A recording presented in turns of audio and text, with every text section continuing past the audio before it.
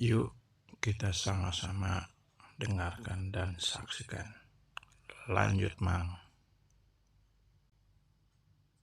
Kita sudah ada batasannya, namanya hukum. Hukum udah saya sebut tadi pasal 182. Muatannya ada 3 di situ. Ada lawan tanding, ada yang nyuruh, kemudian ada yang menyambut. Nah, dari 3 rangkaian ini, kalau misalnya saya nantang satu elemen, kemudian omongan harus berani atau juga berani istilahnya, itu kan nyuruh itu. Nyuruh, nggak bisa. Kenapa sih Anda selalu mendorong ke masalah hukum? Karena ini bahasa hukumnya jelas. Jadi apalagi dikaitkan dengan Pancasila katanya, kemanusiaan yang adil dan beradab, persatuan Indonesia. Wah, ini udah kenal. Haruskah sedemikian jauh? Ini menciptakan tidak persatuan dong. Haruskah sedemikian jauh Anda mengatakan? Iya, begini. Kenapa? Karena logika sederhananya ya, Jokowi ini kan bapak kita semua. Jangan dipikir presiden dulu aja, presiden kita kok. Ya, jadi seperti di rumah tangga, di bapak kita. Terus ada anak 10, kumpulin yang 5. Kamu kalau ada yang ini, kamu untuk di keluarga. Nah, bagaimana anaknya yang lain? Kan kita anaknya dia juga dalam konteks kebangsaan ini. Jadi oleh karena itu di situ tidak beradabnya, tidak menjaga persatuannya. Jadi udahlah supaya kita nggak ribut. Jokowi gentle dong, dia keliru, dia salah, dia minta maaf, gitu aja selesai. Haruskah disebut keliru? Ya, harus. Maksudnya cuma kata berani itu menjadi persoalan. Ini Bang, Karena logika oposisi pakai logika yang benar. Ya, sekarang saya Sampaikan hal yang Anda mau pakai logika yang benar. Saya Gitu. buktiin pasalnya. Silakan, Aku tantang masalah. berantem sekarang. Nggak usah, Kita berantem. nggak usah. Nggak berani kok. Nggak usah. Katanya suruh berani. Dia nggak takut, padahal dia nggak berani. Lo berani. Nggak usah. Tidak usah. Nggak bisa. Saya mau buktiin omongan Jokowi menjadi Kalau begini. saya takut, saya kabur ke sana. Kalau berani, saya tetap di sini. Tidak usah. Kita akan break dulu. Kita Kita hargai sebagai pendapat tanpa harus mengaplikan sebagai Orang lain lain dari zaman ke-8 dengan orang lain dari Baik, kami akan kembali saat lagi di penghujung untuk pernyataan yang membangun. Kami akan kembali. Pemirsa. Yuk kita sama-sama dengarkan dan saksikan. Lanjut, Mang.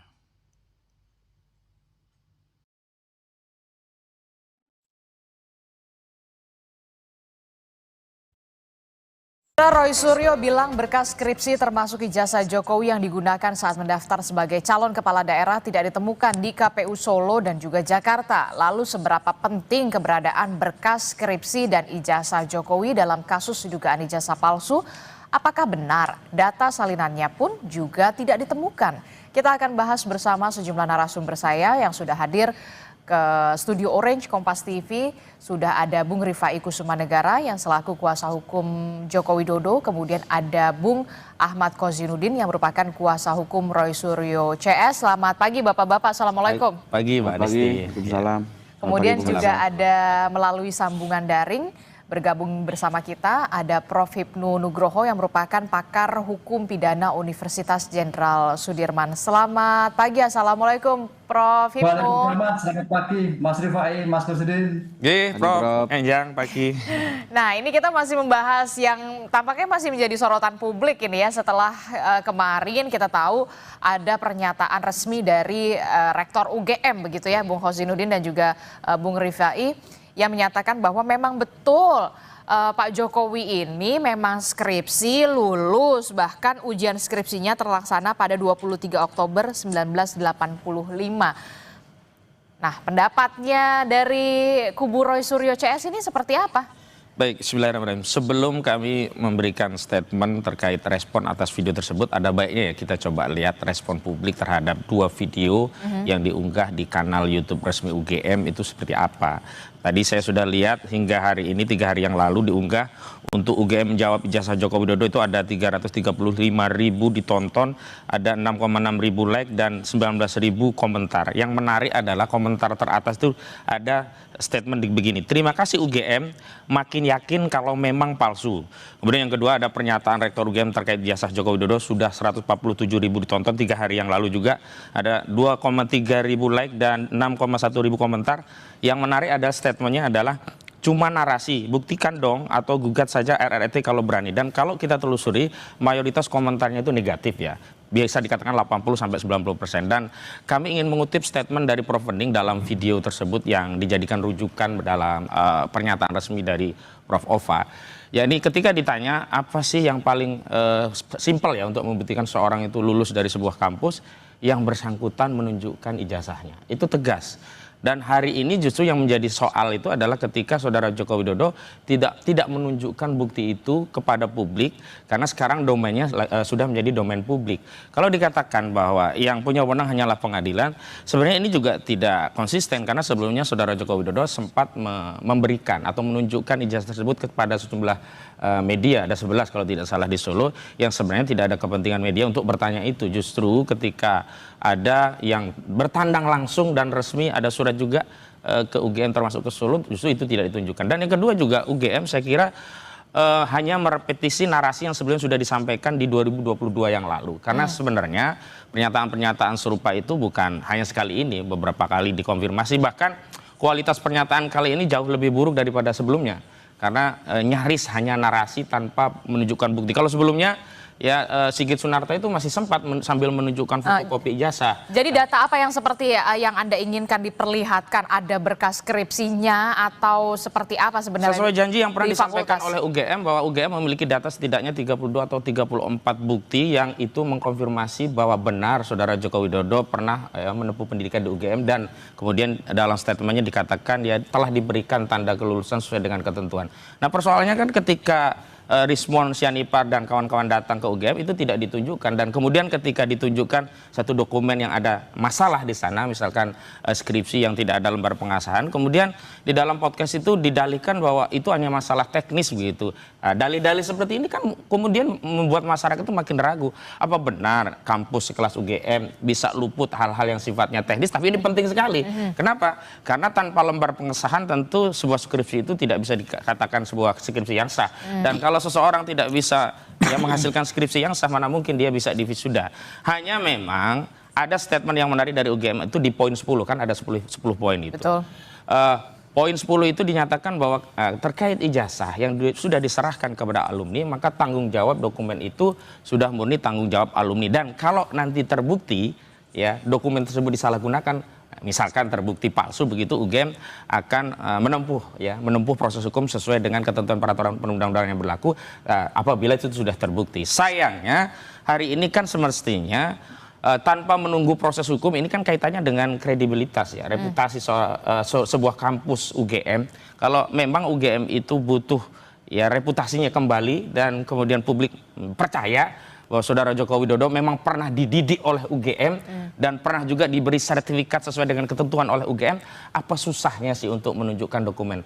Jadi saya lihat UGM mengadopsi cara yang sama untuk bertahan sebagaimana diadopsi oleh kubu Jokowi, yakni tidak menunjukkan bukti-bukti yang itu akan mengkonfirmasi dan melegakan ya ruang publik bahwa benar Saudara Joko Widodo pernah lulus di UGM. Jadi harapan kubu Roy Suryo CS ini ketika Rektor UGM menyampaikan. Dan tambahannya menariknya, kenapa ini disampaikan setelah dokumen-dokumen itu dikatakan oleh UGM disita oleh polisi. Dan itu kan bisa menjadi dalih lagi bagi UGM lah, hari ini kami tidak mungkin bisa menunjukkan karena itu sudah disita oleh polisi. Dan hal seperti ini sebenarnya kan hanyalah repetisi narasi dan kemudian repetisi apologi dari satu kampus yang harusnya tidak demikian. Dan ini tidak lepas dari latar beberapa hari sebelumnya itu klien kami, yakni RRT istilahnya, Roy ya, kemudian Rismon dan Tiva itu menerbitkan buku Jokowi's White Paper, dan di dalamnya justru memuat berbagai data-data yang kemudian menguatkan kesimpulan bahwa ijazah ini bermasalah. Oke, Bung Fai, bagaimana respon Anda, tanggapan Anda terkait dengan komentar dari Bung Khozinuddin? Ya, jadi sebenarnya kan soal ijazah sendiri pernah ditunjukkan ya oleh Pak Jokowi. Baik kepada para wartawan, waktu di Polda juga pertama kali membuat LP ditunjukkan tapi dibawa lagi, lalu kemarin disita, waktu di Bareskrim juga pernah diambil untuk lapor. Jadi sudah berkali-kali juga ditunjukkan, bahkan waktu di Bareskrim kan ada juga fotonya itu pada saat Adi Ipar menyerahkannya. Jadi barang itu tentunya ada, dan selama ini pun juga, ini kan kalau tadi kan mengomentari komentar dari Ibu Rektor bahwa setelah ijazah diberikan bukan tanggung jawab kami. Betul, ya memang tanggung jawab pemegang, dan hampir setiap pilkada berkali-kali itu ijazahnya juga dilegalisir. Artinya waktu melegalisir, salah satu kewajiban legalisir adalah kan ijazah asli dibawa. Ya. Itu pun jelas, jadi sejak Pilkada Solo di 2005, 2010 ditunjukkan dapat legalisir, masuk yang Jakarta. Jadi ya memang selama ini ada. Cuma memang tidak kita tunjukkan karena kembali lagi kita belajar dari presiden waktu UGM pertama kali melaunching dengan mengeluarkan fotokopi dengan niat baik ingin mengklarifikasi keberadaan sertifikat ijazah ya. Yang ada kan dari kubunya TPUA menyerang ya, mempersoalkan sebenarnya persoalan yang remeh-temeh lah. Nama Sumitro atau Sumitro gitu ya, foto, tapi kan kembali lagi. Jadi sebenarnya sudah ditunjukkan, tapi kemudian masih ada nada-nada penyerangan itulah yang kemudian. Itu yang membuat kita kalau dibuka lagi, muncul isu baru lagi tidak pernah selesai dan kasihan publik gitu ya. Jadi sehingga untuk itu, dan satu lagi sebenarnya, kalaupun ditunjukkan secara fisik, pertanyaannya kalau memang topiknya adalah menguji keaslian, kan Kasat Mata tidak mungkin bisa menilai. Ya, kembali lagi harus apa? Karena ini analog dibawa ke lapor. Lapor pun sudah menguji dan sudah menyatakan identik. Jadi sebenarnya soal ijazah sebenarnya sudah clear gitu ya. Sekarang isu baru kan soal skripsi. Berkas skripsi. Skripsi kan kembali lagi kan waktu itu Pak Rismon datang ke perpustakaan selalu dicari celah-celahnya ini. Ini bercanda nih. Ada setetes kopi aja nempel di situ mungkin waduh ini jangan-jangan ada zat apa gitu ya. Jadi emang betul nyari celah-celahnya Bung Kozin? Kita tidak cari celah, memang ada anomali ya tentu kita komentari dan anomali-anomali inilah yang membuat publik makin yakin oh ini barang bermasalah begitu loh. Nah kalau ingin publik yakin barang ini tidak masalah ya silahkan diakses barang tersebut dan silahkan diuji karena kalau barang itu asli tentu siapapun yang menguji kesimpulan akhirnya akan sama, identik, asli begitu. Tetapi kalau barang ini pada akhirnya yang akan ditampilkan itu adalah yang beredar ya, yang ada kacamata dan seterusnya. Ternyata itu yang dipegang, maka ya keyakinan kami, hakul yakin ya klien kami menyatakan ya barang ini palsu karena yang diuji tidak jauh beda dengan apa yang selama ini diuji oleh. Tapi kan kita sudah tahu sudah ada gelar perkara khusus yang dilakukan oleh Barreskrim Polri. Apakah ini tidak memuaskan dari ini soalnya adalah kredibilitas dari lembaga yang bersangkutan di mata publik karena banyak anomali sebelumnya misalkan kasus Joshua Huta Barat ya kasus-kasus yang kemudian publik menyaksikan kalau di kasus-kasus yang lain saja bisa demikian apalagi di kasus ini. Sebenarnya sederhana saja kalau Barreskrim ya menguji dan kemudian pengujiannya itu dilakukan secara transparan, para pihak bisa ikut melihat setidaknya klien kami yang punya kapasitas untuk ikut turut menguji dan kemudian hasilnya sudah disampaikan selesai juga. Tapi persoalannya kan Barreskrim seperti ikut terlibat untuk menutupi kasus ini dengan tidak melibatkan para pihak yang punya kepentingan dengan kasus ini untuk turut menguji sehingga semacam ada kekhawatiran kalau ada yang turut menguji jangan-jangan hasilnya beda dengan apa yang sudah dihasilkan oleh Barreskrim. Ini yang kemudian membuat publik curiga. Bung Fai ini gimana nih? Tidak mencari celah sebenarnya tapi memang kalau menurut Bung Kozin memang ada anomali dan barang ini ada masalah. Sebenarnya kan kalau soal keaslian ijazah sih sudah selesai ya dalam kacamata kami. Pertama ya Pak Jokowi sendiri yang memegang selama ini dan meyakini betul beliau yang tahu betul tentang dari mana dia memperoleh ijazah ini dan selama ini beliau simpan kan gitu ya. Lalu kedua institusi sudah menegaskan berkali-kali ya ini Bu Ova kedua kali bahkan yang sekarang itu tambahannya adalah pertanyaan-pertanyaan yang selama ini menjadi anomali kalau dari Bang Ahmad ya sudah terjawab misalnya soal kenapa ada Sumitro dan Sumitro ternyata ada 2 SKP Dikbud waktu diangkat beliau sebagai dekan termasuk sebagai guru besar dan di situ memang ada perbedaan ejaan ya So dan Soe gitu terus soal Pak Kasmunjo sudah terjawab juga beliau betul-betul pembimbing akademik dan itu ada di semua dokumen administrasi perkuliahan Pak Jokowi ya KRS itu ya itu kan selalu pembimbing harus taken itu ada semua. Jadi ini sebenarnya sudah terjawab. Cuma memang sekarang begini Mbak, yang perlu kita agak bedakan adalah sebenarnya hari ini perkara yang di depan mata itu bukan perkara pemalsuan, tapi perkara fitnah pencemaran nama baik. Nah, di mana ya mau tidak mau tentunya dari kubu teman-teman TPU harus melakukan pembelaan. Dan salah satu pembelaan yang paling baik adalah kembali lagi mempersoalkan bahwa seolah-olah dokumen ini palsu ya karena pada saat asli maka seolah-olah unsur fitnah itu menjadi terpenuhi, tapi kalau tetap dianggap palsu maka unsur itu akan terbantahkan. Jadi ya saya rasa wajar saja ya ini terus dipersoalkan, ini dianggap sebagai anomali, tapi kembali lagi nanti paling menarik di persidangan semua dibuka ya. Kami memiliki sejumlah bukti yang menyatakan ini asli. Teman-teman TPU juga memiliki mungkin bukti-bukti yang dianggap ini menjadi seolah-olah palsu.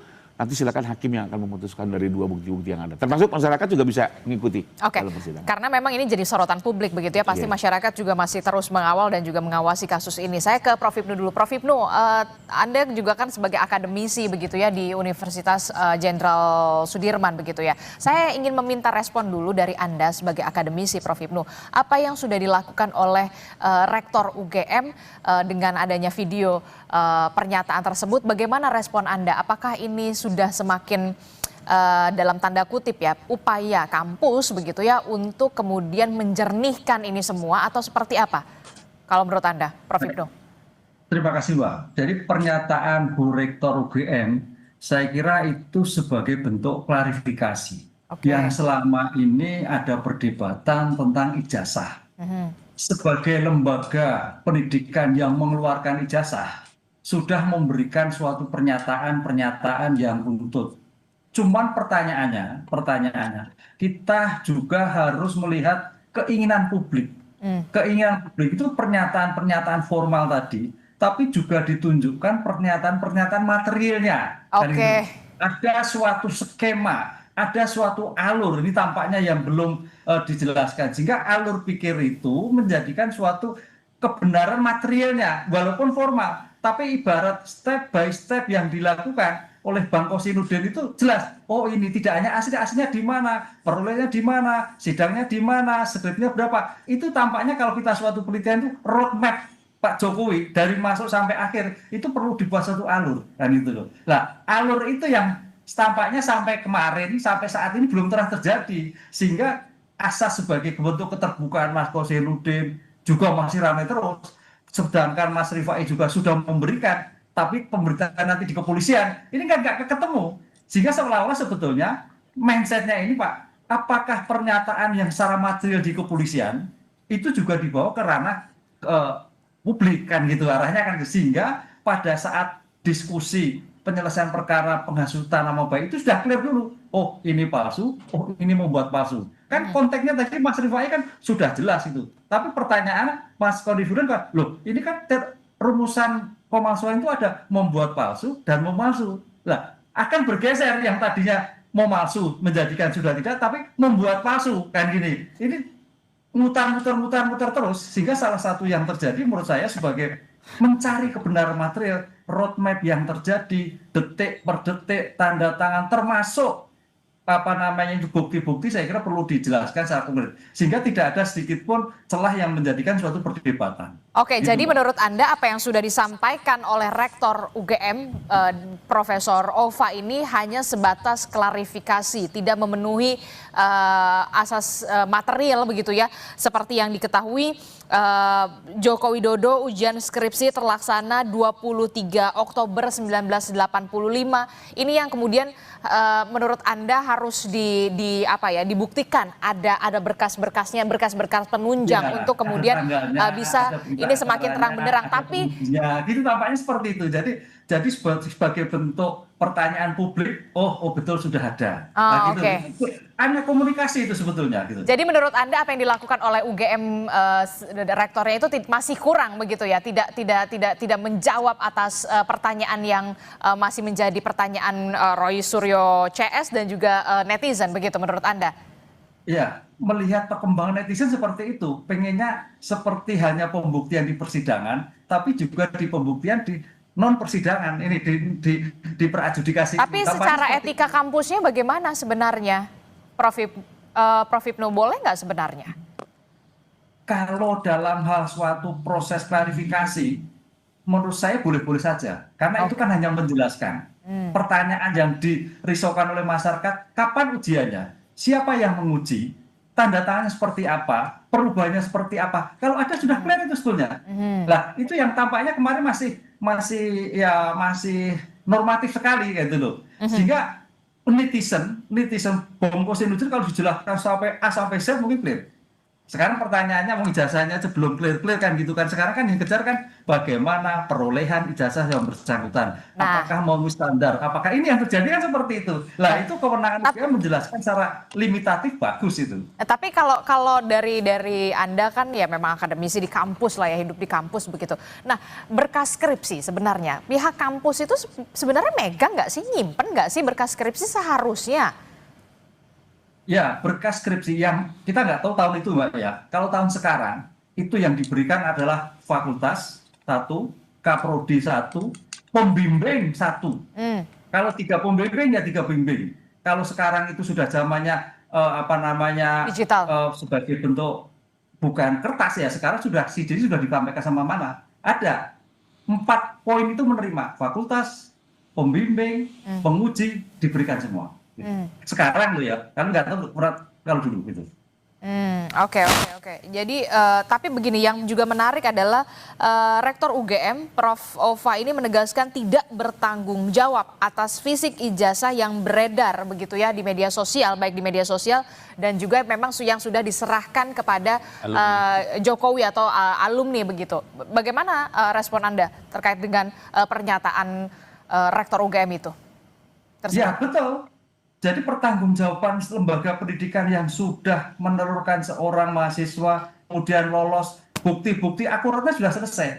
Sekarang pertanyaannya kan lembarnya ini, apakah ini dalam ada suatu perubahan, apakah ada suatu hilang mungkin suatu saat, kan banyak juga ini, waduh ijazah saya hilang nih, mencari duplikatnya atau minta surat keterangan dari yang bersangkutan, bisa jadi. Tapi kalau memang tidak ada kekhawatiran terkait hilang, merubah, rusak, atau hanyut karena bencana alam, saya kira aman-aman saja. Ini yang terjadi karena pertanggungjawaban lembaga pendidikan adalah setelah selesai wisuda dan memberikan clear sudah selesai. Apakah itu ada perubahan, apakah itu ada hilang, itu sudah bukan pertanggungjawaban tapi sebagai pertanggungjawaban lanjutan. Ketika hilang akan diberikan salinan ataupun surat keterangan yang bersangkutan. Oke, saya ke Bung Fai. Bung Fai, kalau menurut Prof. Hipnu begitu ya, memang seorang akademisi dan hidup di kampus begitu ya.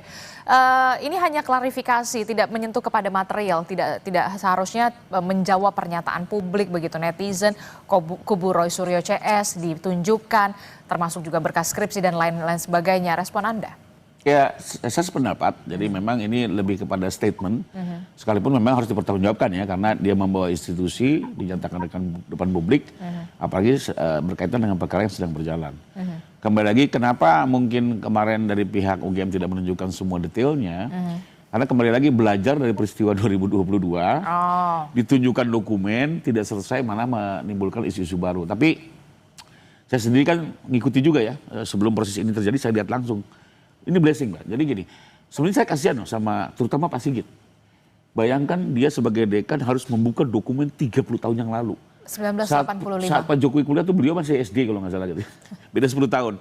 Terpaksa dia harus membuka kayak arkeolog, dibuka administrasinya. Tapi alhamdulillah gara-gara kasus ini, Mbak. Semua dikumpulkan dan ternyata memang fakultas kehutanan itu, mohon maaf, jumlah mahasiswa nggak begitu banyak dibanding ekonomi atau hukum ya. Kala itu. Jadi dokumen ini semakin dikumpulkan, sekarang saya malah terkaget-kaget. Segala bukti transfernya ada, semua dokumennya kecil-kecil. Nama Pak Kasmunju yang dulu juga saya masih mempertanyakan, jangan-jangan ini kelupa gitu. Ternyata jelas sebagai pihak akademik. Jadi saya lihat langsung, Mbak, sudah lihat langsung semua dokumennya. Dan nanti mungkin ya, kembali lagi contohnya, siapa yang penguji skripsi? Saya lihat betul. Yang menguji itu ada berita acaranya yang tanda tangan Prof. Ahmad Suminto sebagai ketua. Ada Insinyur Sofyan dan Insinyur Burhanuddin. Nilainya pun A gitu ya. Akhirnya ini semua dicari. Memang waktu mungkin awal didatangnya kan ditanya mana, ya bingung 30 tahun yang lalu ya, butuh waktu. Tapi gara-gara persoalan dikumpulkan semua dan percaya deh itu semua sudah disita penyidik. Nanti di sidang akan diperlihatkan semua satu persatu pasti. Tentunya juga hakim akan mempertanggungjawabkan putusan ini kepada publik ya. Ada kesempatannya ditunjukkan semua satu persatu dan diklarifikasi nanti oleh pihak-pihak yang bersangkutan ya. Contohnya kita bandingkan dengan skripsi-skripsi lain. Nah, pemegang skripsi juga kita sudah BAP.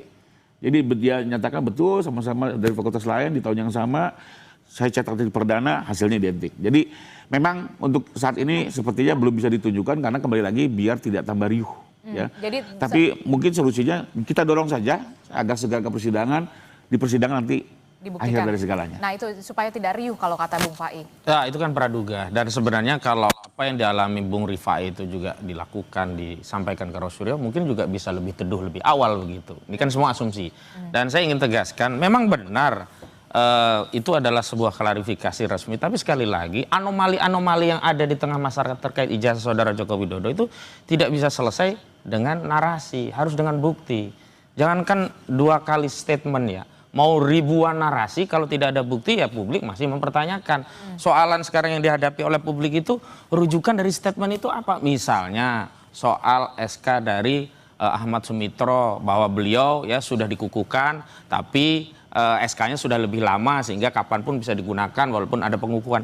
Kan tinggal disepil, ini loh SK-nya, oh ternyata ada yang Sumitro, oh ternyata ada yang Soemitro, oh berarti semuanya nggak ada masalah. Kan yang disampaikan oleh Sigit Sunarta hanya menjelaskan bahwa itu biasa, lazim, ada dulu di 80 ada ejaan yang disempurnakan, ada yang kemudian 8 ada yang pakai Soe, ada yang pakai Su, tetapi itu semuanya narasi. Nah, kalau ada dokumen ini loh yang Soe, ini loh yang Su, oh kemudian publik selesai satu urusan tentang Soemitro dan Sumitro. Yang kedua, kan kembali justru mengulangi sesuatu yang selama ini diperdebatkan dan justru menambah publik tidak yakin. Contoh soal Kasmujo. Kasmujo kan kembali diakui bukan dosen pembimbing skripsi tapi dosen pembimbing akademik. Sementara penelusuran Rismon saat datang ke rumahnya, Kasmujo itu membantah 2 hal sekaligus. Pertama, dia bukan dosen pembimbing skripsi.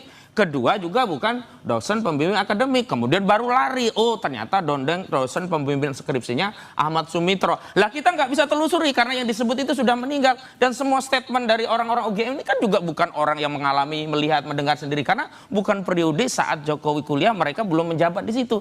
Akhirnya apa? Kita itu hanya dihadirkan testimoni de audito dalam konteks hukumnya. Sayangnya ini bukan dalam proses pro justisia. Kalau dalam proses pro justisia semua pernyataan ini tidak bernilai. Karena bukan yang mengalami langsung. Oke, jadi kalau menurut kubu Roysuryo CS tidak perlu narasi tapi kemudian bukti.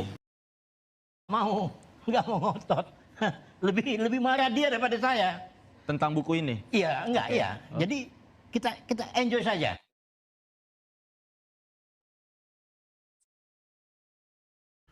Yuk kita sama-sama dengarkan dan saksikan. Lanjut, Mang. Yuk. Melawan UGM yang kita tahu kemarin Rektor UGM sudah memberikan klarifikasinya begitu ya, berupa video. Saya ke Bung Fai. Bung Fai, kalau tadi Bung Khozinuddin bilang nggak perlulah kita narasi-narasi, yang penting buktinya. Nah, sudah siap pembuktiannya nanti di persidangan? Sudah, bahkan penyidikan ini kalau nggak salah sudah hampir sekitar, karena kami menerima SP2HP ya, jadi ada perkembangan. Saksi sampai dengan 2 minggu kemarin itu sudah 99. 99? Ya, masih berjalan loh ya, jadi belum nanti saksi ada charge ya, saksi yang meringankan, kami juga masih terus berjalan. Terus itu kalau kita bisa lihat klasternya tuh, klasternya apa terus saja? Bukti itu kalau nggak salah sudah sampai berapa ratus bukti ya, 600 bukti. 600 bukti dan 99 saksi. Ya kembali lagi, ya saya pikir sih teman-teman polisi mencoba hati-hati, profesional dan komprehensif ya. Jadi semua diuji, ya skripsi Pak Jokowi dengan skripsi yang soal perdana itu loh, yang soal lembar pengesahan itu diuji dengan fakultas-fakultas lain, dikumpulkan semua. Sampai betul Pak Roy juga kan semalam komplain, jadi waktu datang ke sana banyak dokumen-dokumen yang memang sudah disita gitu ya.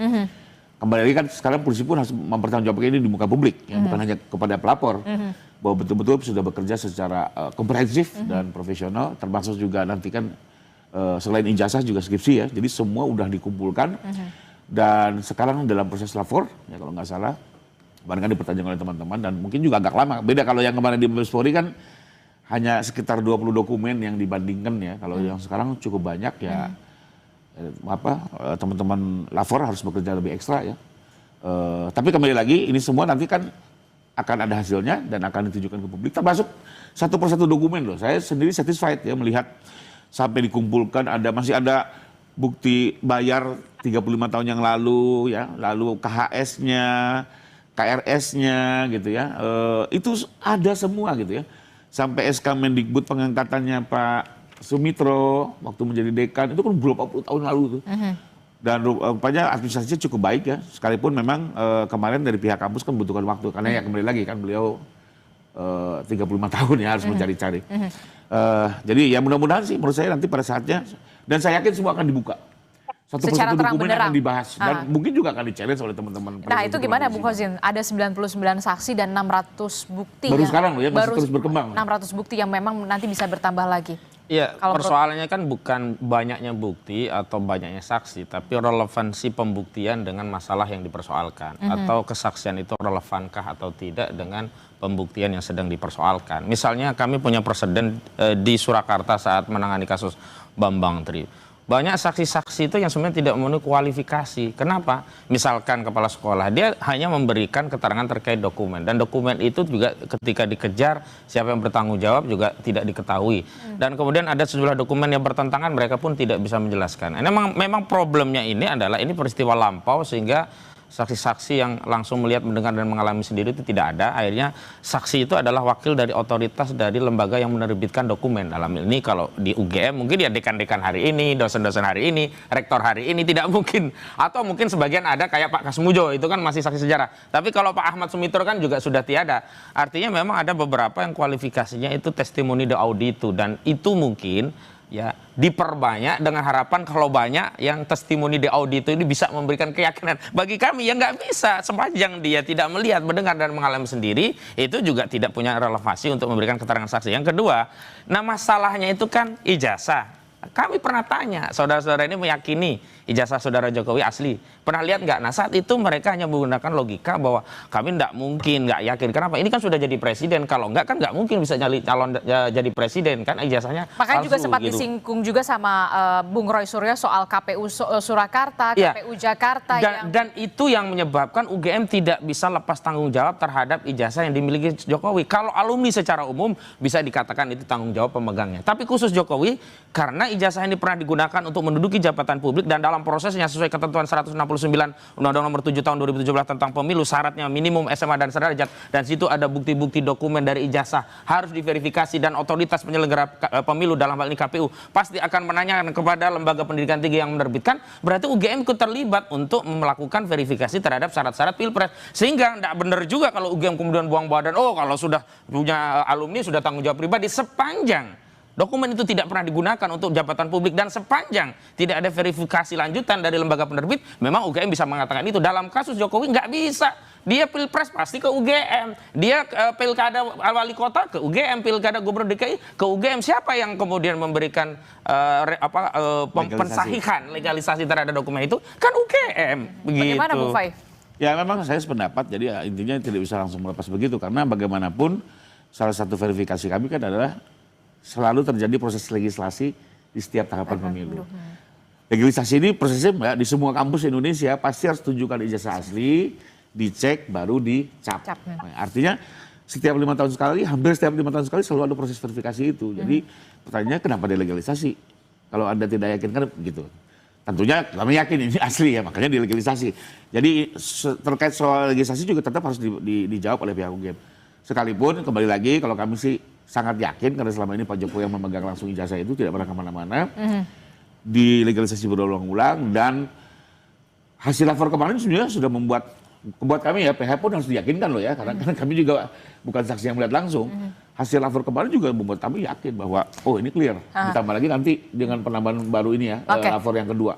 Tapi kemudian Bung Kozin juga mempertanyakan, nggak perlulah banyak-banyak kuantitasnya, ada 99, 600 bukti, tapi secara relevansinya, secara saya kira sekarang ini tidak sedang membuktikan peristiwa, tapi membangun narasi untuk meyakinkan peristiwa. Sudah bergeser, seolah-olah dengan banyaknya saksi, banyak dokumen itu mengkonfirmasi bahwa oh Jokowi itu memang asli dan adalah alumni UGM. Tapi persoalan lanjutannya adalah, ini kan sekarang UGM mencoba mempertahankan statement sebelumnya, yakni itu alumni UGM, pada saat yang sama berusaha buang badan untuk tidak bertanggung jawab. Padahal kalau ijazah ini terbukti palsu, 55 ayat 1 ke 1 KUHP, UGM terlibat. Nggak bisa buang badan. Saya berikan kesempatan juga kepada Prof. Hipnu. Ya. Saya bertanya, Prof. Hipnu, ini bagaimana mekanismenya nanti akan seperti apa pembuktian di persidangan kalau ini masuk sampai ke tahapan persidangan? tadi juga disebutkan oleh Bung Fai, ada 99 saksi bisa saja bertambah, ada 600 bukti bisa saja bertambah. Nanti akan seperti apa mekanismenya? Kalau saya membayangkan ya, kalau ini sampai ke persidangan begitu ya, ini akan menjadi persidangan pertama soal kasus ijazah seorang presiden. Dan heboh. Dan heboh pasti. Ya, heboh. Silakan. Ya, ini Mbak, ya pasti masuk persidangan karena sudah diperiksa semua kan, gitu kan. Pengadu sudah diperiksa, teradu sudah terperiksa dan sebagainya. Dan yang paling menarik nanti, menurut pikiran saya, Bang Kosinudin, Bung Roy itu akan menanyakan dulu konsep keaslian tadi. Walaupun memang bahwa terhadap dakwaannya mungkin terhadap kaitannya dengan fitnah, berita bohong dan sebagainya. Tapi yang dikejar ke sana. Itu yang pertama. Yang kedua, dalam pembuktian itu memang jantungnya suatu sistem peradilan pidana. Oleh karena itu dalam pembuktian ini agak menarik, karena tadi Bang Kosin, Bang Rudi menyatakan, kita harus berpikir 35 tahun yang lalu. 35 tahun lalu dokumennya seperti apa, keterangan saksinya seperti apa. Apalagi kalau memang mengendalikan saksi temannya Pak Jokowi sudah pensiun semua. Tanda petik mungkin pengurangan, sudah berkurang pemikirannya, mungkin sudah lupa, dan sebagainya. Ini yang terjadi. Oleh karena itu, kalau itu yang terjadi, untung ada putusan MK, Bang Rifai Maknudib, bahwa suatu keterangan saksi itu tidak harus sendiri. Jadi konsep testimonio de audito itu ada suatu celah lagi. Nah, itu yang diajukan Bang Yusri kalau masalah. Putusan MK, atau pakai itu monggo nanti terserah. Terhadap keterangan saksi dia harus melihat sendiri. Oleh karena itu nanti hakim, penasihat hukum, kuncinya adalah membuat suatu relevansi antara bukti, antara saksi. Relevansi antara saksi dengan saksi. Relevansi antara bukti dengan bukti.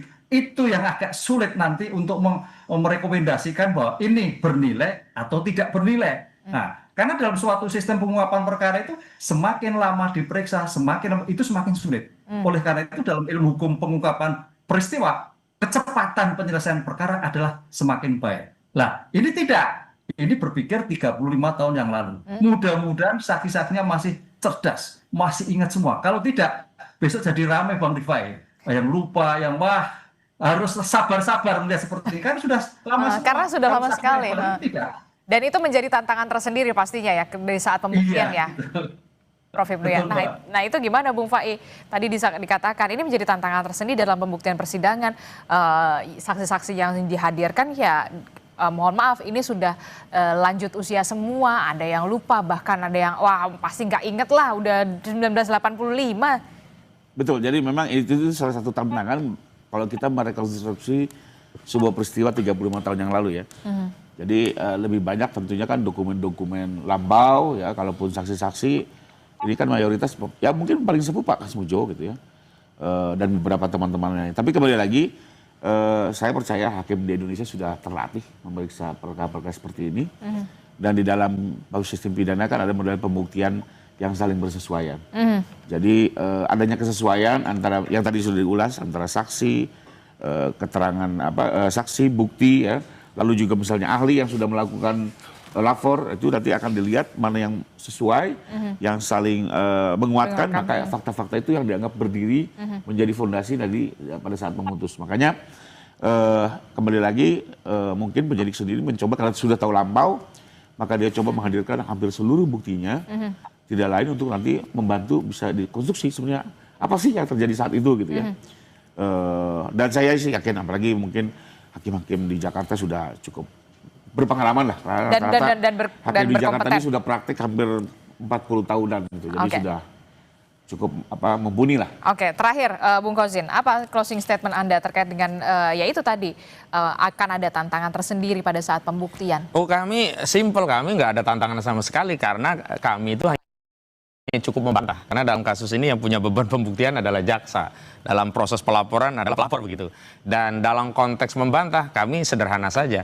Kalau ternyata ini kan nggak perlu ratusan dokumen, nggak perlu 90 orang saksi dan seterusnya. Kami hanya kan melihat ijazahnya itu apakah yang selama ini diteliti oleh Roy Suryo. Kalau ternyata yang ditunjukkan itu adalah itu, ya sudah palsu, selesai bagi kami, begitu saja, begitu loh. Jadi yang lain-lainnya itu tidak relevan lagi dibahas bagi kami. Karena statement mereka itu kenapa mengatakan itu palsu, dasarnya adalah ijazah yang beredar, kemudian diteliti, yang dulu itu pernah juga dipakai di KPU, yang sudah diupload, yang belakangan ya dibantah tidak pernah menggunakan, padahal ijazah itu pernah digunakan untuk Pilpres, sudah diupload di KPU dan itu bisa diakses publik saat itu walaupun sekarang nggak bisa. Nah, ini belakangan dibantah bahwa itu bukan yang beredar berasal dari saudara Jokowi. Kuncinya satu, kalau nanti ternyata dokumen ijazah itu adalah yang selama ini diteliti, sudah palsu begitu. Oke, baik, terakhir kita ke Prof. Hipnu. Prof. Hipnu, kalau menurut Anda dari kacamata Anda, Prof. Hipnu, butuh berapa lama, berapa bulan untuk kemudian bisa menyelesaikan persidangan ini yang di dalam tanda kutip ya kompleks sekali? Kalau dalam suatu sistem peradilan pidana, Mbak, cepat atau tidak tergantung apakah masing-masing terlapor dilakukan upaya paksa. Kalau upaya paksa itu misalkan maaf di penahanan. Ya. Kalau suatu perkara tidak dilakukan upaya paksa, waktu terbatas. Oh, itu bisa-bisa nanti waduh lagi masuk angin, waduh lagi giginya sakit, mundur-mundur terus nanti. Ini yang terjadi. Oleh karena itu saya kira ini nggak bisa cepat, ini lama. Itu kunci suatu peradilan itu apabila ada upaya paksa. Sepanjang tidak ada upaya paksa, ya semuanya melihat suatu keadaan. Karena peradilan kita itu meletakkan sebagai asas subjek yang sama, asas akusatur. Sehingga kalau nanti kliennya Bang Rifai itu, ternyata saksinya sakit gigi, ya tunggu dulu, mundur lagi kan gitu loh. Karena ini udah usia semua gitu. Oke, pasti. Oke, nanti kita akan lihat bagaimana proses ini akan terus bergulir. Terima kasih Prof. Hipnu telah bergabung bersama kami memberikan pengetahuannya. Kemudian ada Bung Hosinuddin, kemudian juga ada Bung Faiz. Terima kasih Bapak-bapak, sehat selalu. Assalamualaikum, selamat pagi. Yuk kita sama-sama dengarkan dan saksikan. Lanjut Mang.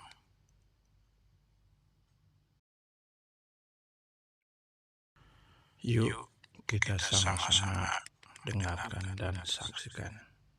Lanjut Mang. Ijazah Joko Widodo yang ada di KPU. Kita bahas bersama Roy Suryo dan juga kuasa hukum Jokowi, Rifai Kusumanegara. Mas Roy, selamat malam Bang Rifai. Selamat malam.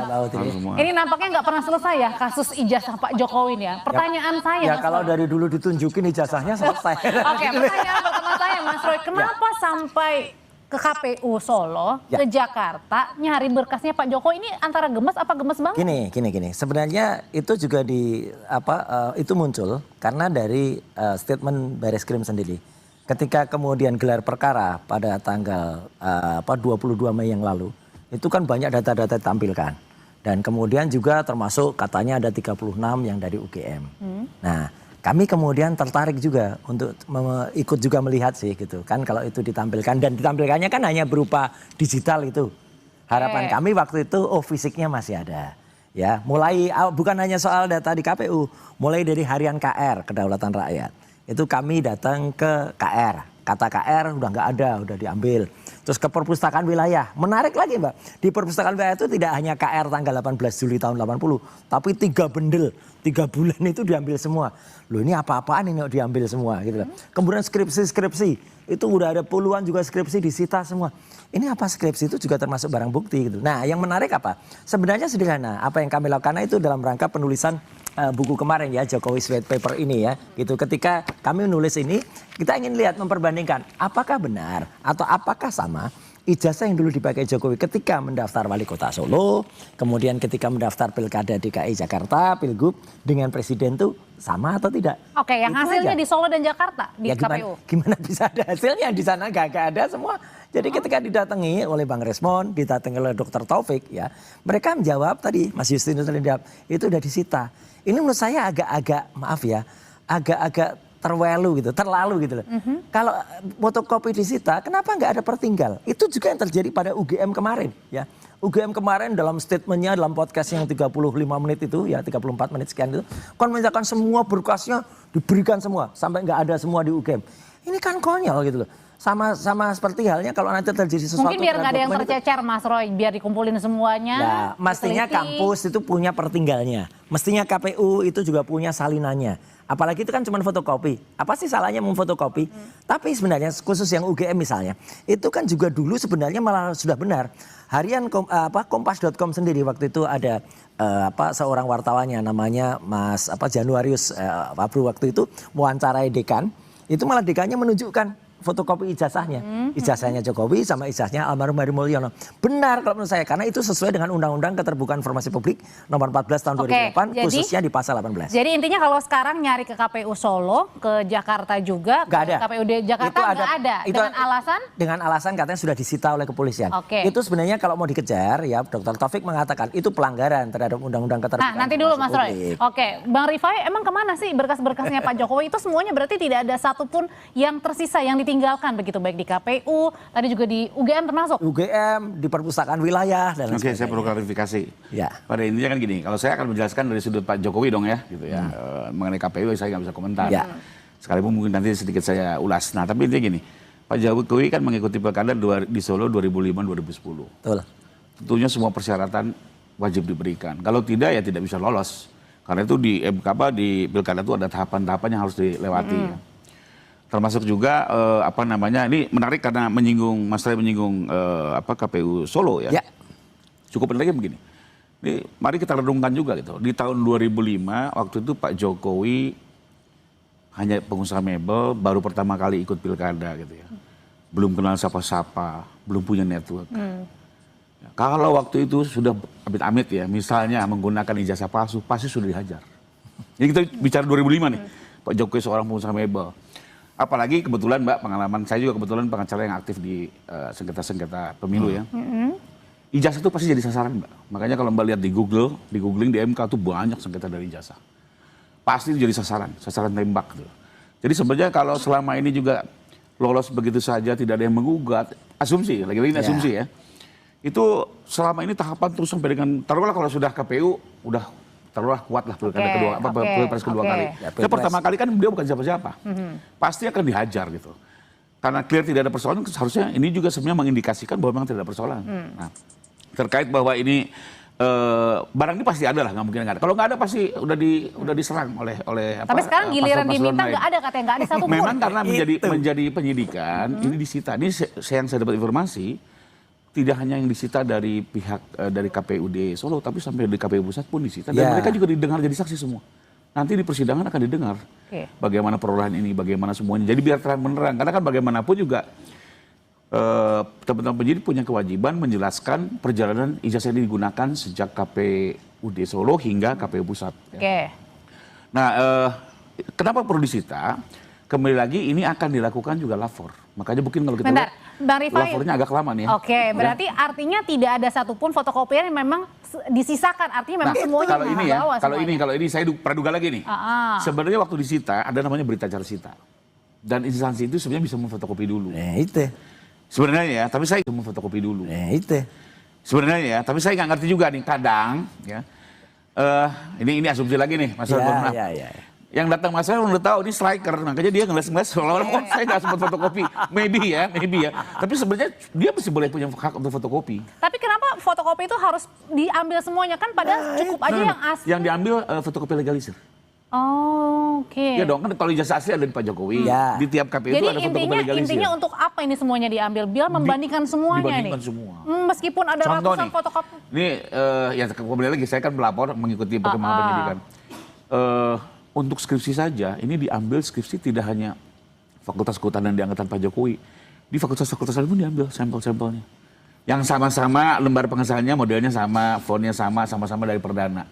Dibandingkan, ya kembali lagi ini kan secara saintis harus dibuktikan identik atau tidak identik. Termasuk juga ijazah. Teman-teman penyidik juga mencoba mengambil dari fakultas lain. Jadi kembali lagi ini kan agar semuanya terang menerang. Jadi menurut saya sih apa yang dilakukan masih dalam taraf wajar. Tapi kenapa fotokopi nggak disimpan?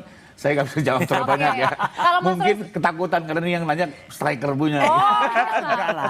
Kenapa Mas Roy sebenarnya kalau analisanya begitu ya? Kenapa sampai semuanya kan asli sudah Itulah, ada? makanya gini, nggak boleh sebenarnya KPU bilang nggak ada. Karena nanti ya kita juga berhak misalnya mengajukan kepada KIP, Komisi Informasi Pusat.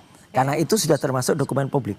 Dan kalau termasuk dokumen publik nanti tiba-tiba putusan dari yang kita ajukan itu sebentar lagi turun dan itu harus dibuka. Terus KPU di Solo, KPU di Jakarta sama KPU itu mengatakan nggak ada. Ya kayak kami kemarin ya menggunakan KIP untuk kasus yang lain, untuk kasus pemilu. Mereka menjawab nggak ada. Nah itu kita tuntut benar karena itu putusan dari KIP itu bahkan sudah digugat dan inkrah ya. Itu harus dibuka. Termasuk juga ini ada satu kerugian besar Mbak sekarang yang dialami oleh para mahasiswa ya terutama yang dari UGM. Mereka mau baca skripsi kakak angkatannya itu menjadi nggak ada karena disita padahal kan nggak salah itu skripsi kan mungkin yang ini lain. Gitu. Penyitaan ini artinya kan sementara aja nanti dikembalikan lagi kan harusnya ya. Iya. Cuman kan pada saat disita itu kan terjadi satu kekosongan. Harusnya disediakan juga dong pertinggalnya. Minimal itu digitalnya. Ya kalau di skripsi itu ada namanya ETD, Electronic Thesis and Dissertation. Itu harus ada. Ini nggak ada semua. Termasuk KR. Orang mau datang ke perpustakaan wilayah sekarang ya Mbak. Misalnya mau baca berita Agustus lah, bukan hanya Juli. Agustus tuh nggak ada. Karena Agustus ikut disita bersama dengan koran bulan Juli dan bulan Juni. Ini kan lebay kalau dalam bahasa saya gitu. Tapi kalau tadi asumsinya Bang Rifai bilang kalau di Solo aja waktu Pak Jokowi mendaftar sebagai wali kota itu nggak masalah. Itu saya percaya ya dulu beliau bukan apa-apa. Belum bukan siapa.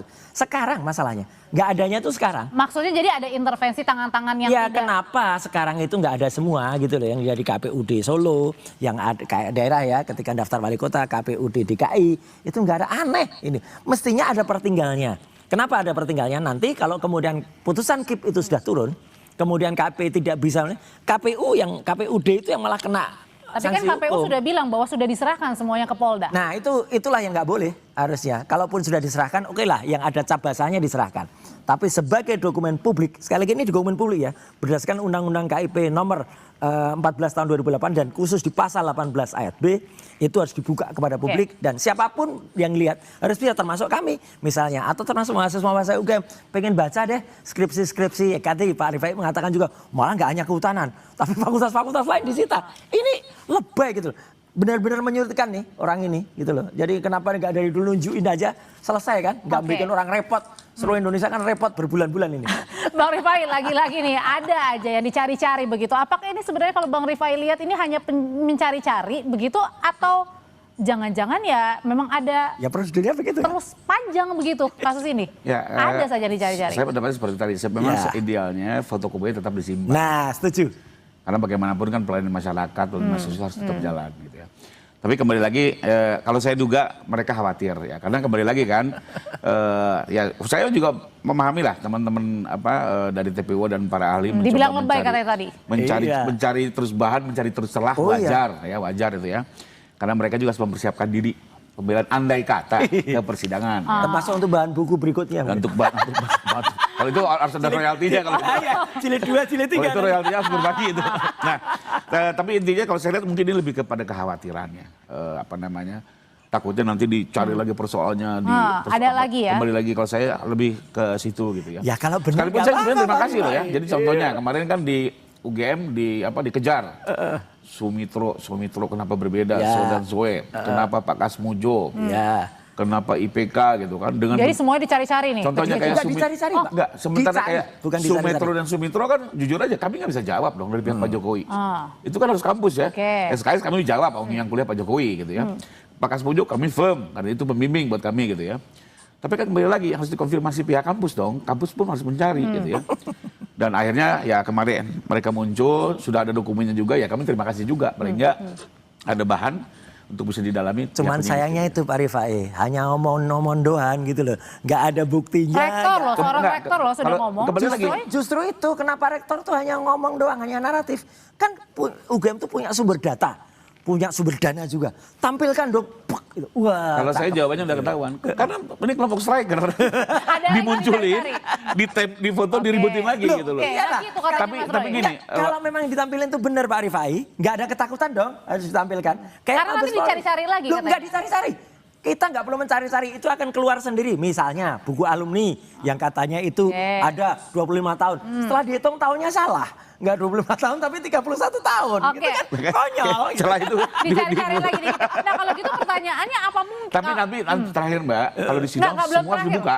Mau tidak mau harus dibuka. Tapi sebelum sampai ke sana Bang Rifai, kalau tadi Mas Roy bilang kan kenapa nggak dijejerin dibuka datanya ya oleh pihak UGM. Nah, apakah karena mungkin juga UGM bisa punya argumen bahwa itu juga sudah disita oleh polisi nanti ya usai jeda polisi pada publik. Saya akan menjawab pertanyaan yang disampaikan dengan syarat ijazah asli atau ijazah dari Joko Widodo ada di meja ini. Saya bilang gitu. Nah ternyata ada sebuah jawaban yang bikin saya surprise. Karena ternyata kata pemeriksa saya itu sampaikan bahwa ijazah itu sudah tidak ada lagi di Polda Metro Jaya. Dan itu tidak pernah disampaikan kan kepada khalayak, kita semua tidak tahu. Dan posisi dari ijazah itu sekarang ada di Mabes. Berarti tadi ada di Mabes dan sedang atau sudah dilakukan uji forensik, lab forensik gitu. Mas Roy, ini berarti artinya Anda dan kawan-kawan lagi pusing nggak nih nyari-nyari gimana mau cari pembandingnya karena nggak ada di mana-mana? Enggak, justru nggak pusing. Kita senyum aja. Pak Rifai ini yang lebih pusing. Jadi gini, itu kejadiannya kemarin ketika beberapa teman itu mempertanyakan sebelum diperiksa, ditanya ini kausa primanya apa? Sebab pertamanya Pak ijazah kan. Kemudian kami ini dituduh ada pencemaran nama baik, meskipun Pak Jokowi nggak nyebut nama katanya. Terus ada fitnah dan lain sebagainya, itu kan dari ijazah. Lah mana buktinya ijazah itu? Ketika itu tidak dihadirkan, kemudian kan kami bertanya waktu itu, ya hadirkan dulu dong ijazahnya. Karena penyidik mau menghadirkan, tapi ternyata setelah koordinasi mereka bilang, Pak maaf ijazahnya lagi dalam antrian di Puslapfor. Lah ini kemudian menimbulkan banyak asumsi, simpul aja, bukan hanya asumsi ini ya, tapi kemudian pandangan hukum ya, mungkin nanti Pak Rifai pasti beda pandangannya. Pandangan hukum dari pihak kami bahwa kami tidak boleh diperiksa dulu sebelum itu inkrah atau jelas ijazahnya. Ijazahnya teliti dulu palsu atau tidak. Kalau ijazahnya ternyata palsu ya kami kan tidak terbukti kemudian memfitnah dan mencemarkan. Jadi kemarin Anda tidak menjawab pertanyaan apa-apa? Oh kalau saya lain strategi. Kalau saya jawab ya, meskipun yang saya jawab itu yang terkait dengan tanggal 22 Januari. Kalau selain tanggal 22 Januari yang kemudian tidak ada saya, enggak Pak. Karena apa? Saya kemarin statusnya apa? Saksi kan. Saksi itu hanya boleh menceritakan apa yang dia lihat dan apa yang dia dengar. Saksi tidak boleh berpendapat, itu namanya ahli kalau berpendapat. Maka saya hanya cerita, kalau ada link yang katanya ada 37 link, saya tanya dulu. Ini kok bisa sampai 37 itu gimana? Dulu katanya Jokowi nyerahkan berapa link? 24 Pak. 13 tambahnya dari siapa? Mereka akhirnya dari kami nggak bisa. Itu adalah delik aduan kok bisa tambah-tambahin. Kemudian dari situ saya tanya, dari 37 itu yang ada saya separuh ada nggak? Nggak ada Pak. Karena saya sudah sempat lihat, saya sudah hitung yang ada saya hanya sekitar 5. Sepertiga ada nggak? Seperempat ada nggak? Seperlima ada nggak? Nggak ada. Seperenam ada nggak? Ya itu Pak. Sebentar, seperenamnya dari 5 itu saya lihat. Itu ada 2 yang ada Sylvesternya. Ya saya sebut ini. Kenapa? Karena apa? Sylvester itu tidak layak menjadi saksi. Karena dia harusnya masuk penjara. Ketika dia masuk penjara, kan dia nggak bisa jadi saksi. Atau dia nggak bisa jadi kejadian itu. Katakanlah dia ada di debat di Kompas misalnya. Kemudian peristiwa itu yang dimasukkan. Tapi ternyata harusnya dia kan ada di penjara. Nah kemudian dia masuk dulu. Ini harus digugurkan dulu. Oke Pak, baik Pak, digugur lah. Jadi dari situ saya memang hanya menjawab yang taktis-taktis saja. Itu. Tapi Dr. Tifa, Dr. Resmond itu menyatakan kalau tidak ada ijazah yang asli yang ditunjukkan dulu, mereka tidak akan menjawab. Jadi balik lagi ke soal ijazah. Sekarang ijazah Pak Jokowi di mana sih sebenarnya? Jadi ijazah Pak Jokowi kan dulu disita waktu pemeriksaan di Polres Surakarta ya. Dan memang waktu itu penyidik menyatakan akan dilakukan lapor karena salah satunya untuk penguatan bukti atas dugaan tindak pidana fitnah. Nah, memang perlu digarisbawahi ya. Jadi ini bukti bukan yang baru berdiri sendiri. Karena untuk membuktikan apakah benar tidaknya terjadi fitnah itu ada 2 alat bukti yang bisa kita gunakan. Pertama selain lapor yaitu adalah pernyataan penerbit yaitu UGM. Pernyataan ini adalah yang pertama kali menjadi alat bukti dasar untuk bisa naik ke penyidikan. Nah, di penyidikan itu ada 2 tugas penyidik. 1, menentukan tersangka, 2, mengumpulkan lagi alat bukti. Nah, makanya di penyidikan itu baru dilakukan lapor. Jadi penguatan ya. Ini sekarang sudah dilapor dan yang tadi yang seperti saya jelaskan memang dibanding-bandingkan dengan banyak sekali dokumen, bukan hanya Jadi ijazah. ini ijazahnya di Polda apa di Mabes nih? Bukan dilapor, Puslapor Mabes Polri. Oh, Puslapor Mabes Pusat Polri. Laboratorium Forensik ya, dikirim ke sana dan memang dibanding-bandingkan dengan banyak dokumen ya. Dan objeknya bukan hanya ijazah, termasuk skripsi ya.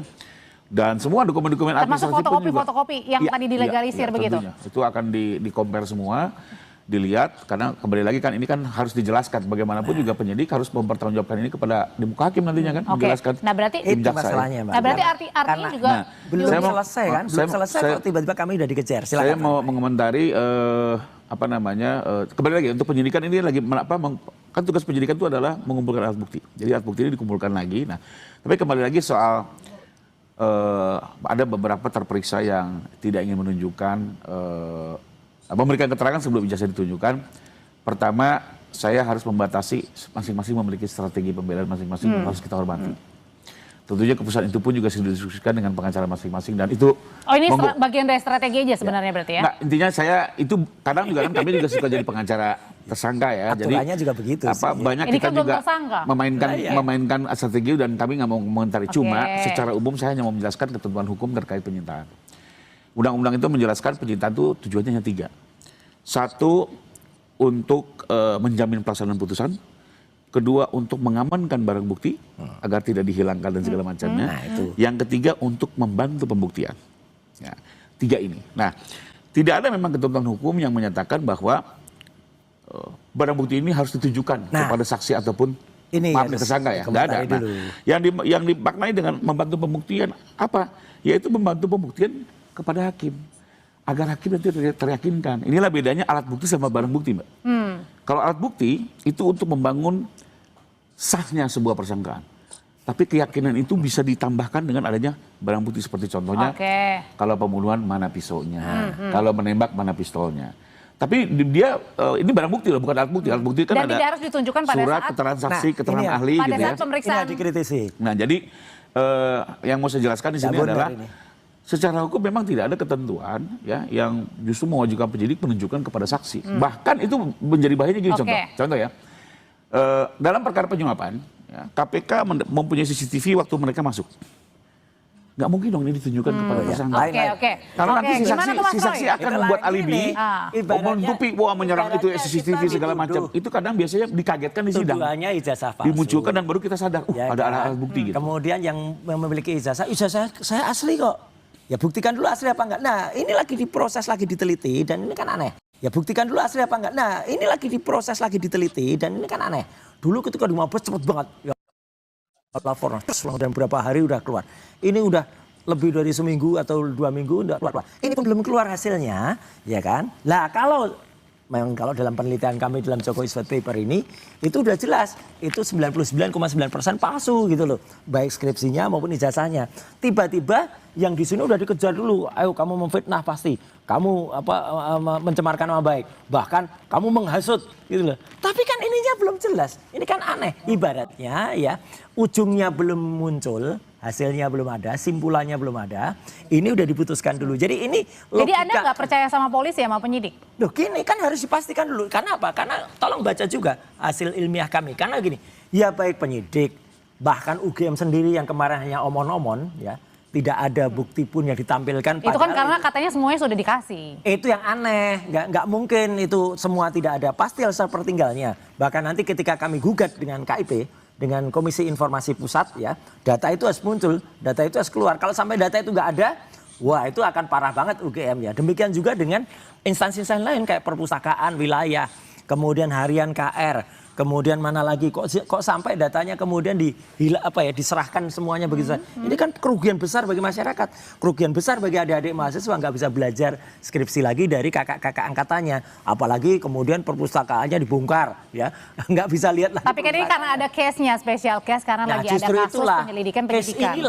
Case orang yang nggak mau menunjukkan ijazahnya inilah yang kemudian membuat gaduh, membuat heboh seluruh Indonesia kan gitu. Nanti akan di pengadilan ditunjukin. Nanti kan jawabannya selalu gitu Pak Rifa itu, nanti pengadilan mas, jawabannya kan selalu gitu. Tapi kan sudah kejadian di Solo, di dulu ketika Gus Nur dan Bambang Tri, akhirnya pengadilan, sampai di pengadilan, sampai sidang dan sampai putusan itu hanya fotokopi. Ijazah yang terbukti itu hanya fotokopi. Jaksa ketika ditanya, mana ijazah aslinya? Kami diberikan oleh polisi hanya ini, Pak. Kalau perkara itu saya nggak bisa komentar karena pelapornya bukan Pak Jokowi. Kalau ini saya pastikan semua akan dibuka. Dulu pernah termasuk yang asli ya. Pasti, Bu. Nah, itu makanya kita tunggu. Tapi itu di pengadilan berarti kan artinya harus ada penetapan tersangka dulu kan? Nah, iya kalau bisa naik berkas. Ini kalau bisa naik berkas. Kemudian kita hormati ya. Saya juga nggak mau bersalah. Sekalipun saya tetap akan mendorong, akan melihat proses penyidikan ini dengan tetap ya kita ingin tetap hati-hati, profesional dan komprehensif. Ya karena kami juga Pak Jokowi udah mana loh. Jangan sampai orang yang nggak bertanggung jawab malah diminta bertanggung jawaban, tapi juga jangan orang yang harus bertanggung jawab malah dilepaskan. Iya kan, lebih baik melepaskan 1000 orang yang bersalah, tapi daripada menghukum orang yang tidak bersalah. Oke, berarti artinya balik lagi. Cuma saya mau komentarin sedikit. Jadi gini, ini proses hukum yang yang objektif adalah begini, Mbak. Memang polisi ini sekarang tugasnya adalah mengumpulkan semua alat bukti, termasuk barang bukti yang berkaitan dengan persangkaan. Oke, nah, banyak yang palsu. Memang ini tidak mungkin ditujukan ke sini karena apa? Kalau ditujukan kan akhirnya terjadi perdebatan. Tapi diberi kesempatan ya pihak tersangka, bukan masalah loh, kita nggak tahu ya. Kalaupun ada nanti mungkin satu orang juga gitu ya. Ini juga dikasih kebebasan untuk membuktikan kepalsuan. Jadi nanti pas ke sidang itu jaksa membawa sejumlah bukti yang menunjukkan keaslian. Sementara tersangka dan penasihat hukum yang terdakwa dan penasihat hukumnya membawa gudang bukti yang menunjukkan kepalsuan. Oke, berarti disitulah nanti argumennya. Hakim yang akan melihat di antara kedua ini mana yang benar, sah dan meyakinkan. Berarti artinya harus ada penetapan dulu kemudian untuk saya, ke pengadilan. Tidak akan. Nah, jadi yang dimaksud Pak Roy kan pada saat ini ada alat bukti, ini harus tunjukin. Seolah ini punya hak untuk menghakimi, menguji, nggak bisa. Memang ini separate. Sekarang aja nggak pernah. Nanti yang akan menguji ini justru hakim. Berarti di pengadilan, Mas Roy, berarti harus artinya harus ada penetapan tersangka dulu. Ini kan klasikal ya. Sekarang tuh era terbuka. Ya, kalau dari awal sudah semua ditutup-tutupi, kemudian disembunyikan, kemudian Barreskrim Mabes Polri menunjukkan saja hanya dalam bentuk digital, itu pun ternyata berbeda dengan apa yang kemarin dibuka. Kemarin statement UGM itu yang dikatakan adalah, oh itu transkrip sampai dengan sarjana. Di Barreskrim nggak ada bukti itu saja. Punya datanya loh, ada KKN-nya pada saat pertama kali Pak Jokowi mendaftar. Mana liputan dari Dipo segala kan sudah sampai ke wilayah, ternyata kan bingung juga di sana di Desa Ketoyan, omongannya beda-beda. Tapi sudah ada juga beda. Pernyataan resmi kemana dari rektor? Ya resminya mana? Buktinya nggak ada, hitam di atas putihnya nggak ada. Jadi maksudnya Anda mau minta datanya, detailnya. Terbuka lah, dan itu akan kita gugat dalam KIP ya, dalam Komisi Informasi Pusat. Jadi nggak selesai dong? Loh, nih sampai kalau jujur, ada babak baru lagi nih. Kalau dari awal jujur selesai. Karena dari awal punya mensrea, punya niat buruk untuk menyembunyikan data ini, ya nggak akan keluar. Dan itulah makanya kita kejar kejujuran dan kenegarawanan. Oke, Mas Roy terima kasih, Bang Rifai terima kasih. Selamat malam semuanya, Bapak-bapak.